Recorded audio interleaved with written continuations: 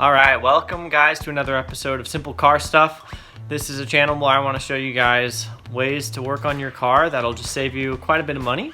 So I've tried to make this video before, but my camera died and I just didn't think it was worth the time to try and recharge my camera before going out and finishing the job. But here I am again, changing the rotors on a car. So we're going to be working today on my wife's 05 Toyota Sienna. And it's going to be basically the same on any car. So here we go. Alright, so here's my wife's 05 Sienna. The first thing we're going to do is loosen the wheels a little bit. Loosen the lugs, I mean. And then we're going to jack the car up. So once you get the wheels off, you want to take the calipers off. And I already took out the first bolt. I forgot to record it, but there's one here. And then there's another one down here, and I already cracked that loose, so that's coming out already.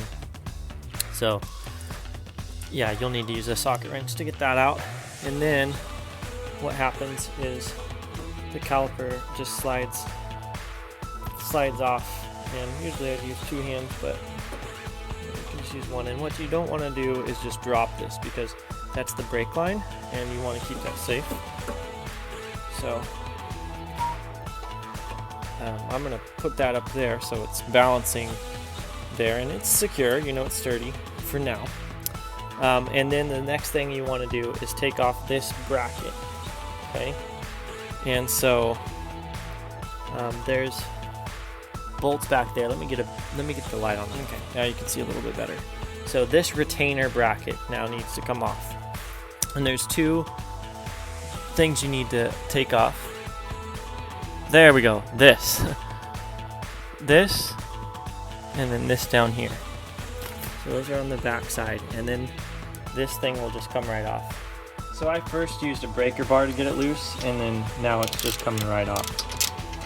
And if you don't have a breaker bar, here's a little trick. Take your socket wrench, and you get your floor jack handle, and you stick it on the end of the socket wrench. You can do this with any pipe. And then, bam! What would have destroyed your biceps and your wrists and your fingers was just made easy. And then it comes right off. When you get those two things off, it's going to be loose. And I'm leaving my brake pads in there, so I was able to just set the caliper up there, and it's going to sit there just fine. And this thing comes right off. That retainer, once that retainer is off of it and you've pulled the caliper off, that's what you get. It just comes right off. A little helpful tip is to turn the wheel to whichever side you're going to work on. So I'm going to change both of my rotors. So I'm turning the wheels now to the right because I just removed the passenger side. Or I'm sorry, I just removed the driver's side, and now I'm going to remove the passenger side. So I just turn the wheel a little bit, or a lot of it, and that's going to make it a whole lot easier to access everything that you need to back on this side. And it will allow you to get a breaker bar in there too, whereas if you didn't do that, you wouldn't be able to get a breaker bar because it would rub up against the fender and scratch your fender. So now I'm going to repeat what I just did on the other side. I'm going to take off the caliper and then take off the retainer. Alright, so now after getting those rotors off, I'm going to take them back to the store because I have a warranty on them, and I'm going to swap them out for some new ones. So I'm going to put them in this bag so they don't get all dirty, or so they don't get the car all dirty. Alright, I just got back from the auto parts store, and I paid the extra $22 a piece to get these Wagner rotors. So I'm going to take them out here. Yeah, this looks better than the other one. So I've been encouraged to clean them off with a little brake cleaner before installing them. So I'm going to go ahead and do that. And that just gets off any residue or film that might be on them from being manufactured. And you just take the rotor, stick it on there. And since there's nothing really to hold it on, a little pro tip is you take a lug nut or two And just put it on there so that you don't accidentally bump it off while you're getting the calipers back on and getting the retainers back on.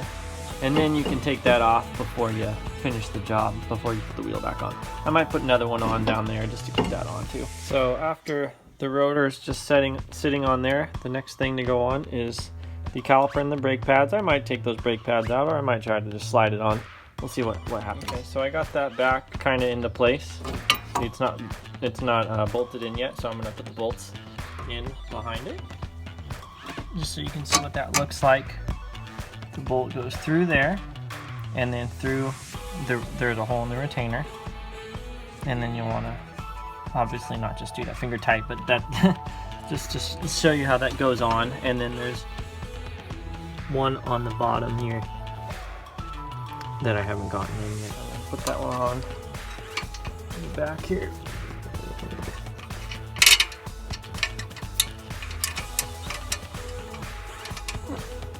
And then you put the one back there in.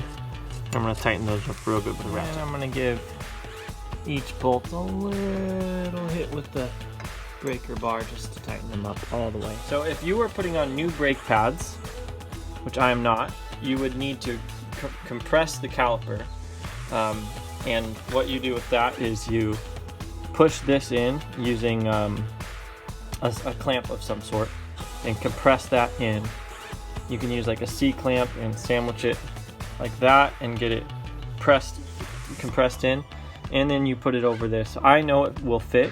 I know this will fit the way it is, so I'm just gonna put that back on and bolt it back on. Pretty good. All right, there we go. Got the caliper back on, the retainer back on, and the rotor on. And now I'm gonna go put the new rotor on the other side, just like I did for this one, and then put the wheels back on. Once you got the wheels back on, just jack the car up and get the jack stands out and put it back down, and then snug the wheels up. Alright guys, thanks again for watching another episode of Simple Car Stuff. I hope this was helpful. Before you drive away, make sure that everything is tightened up well. Your lugs are tightened up, and all of the bolts for your retainer and for your caliper are all snugged up. These are important parts, and that's why they have to charge a lot at a mechanic. So make sure you do your work well, tighten everything up. You don't want your brakes falling apart while you're driving. All right, have a great day. See you next time.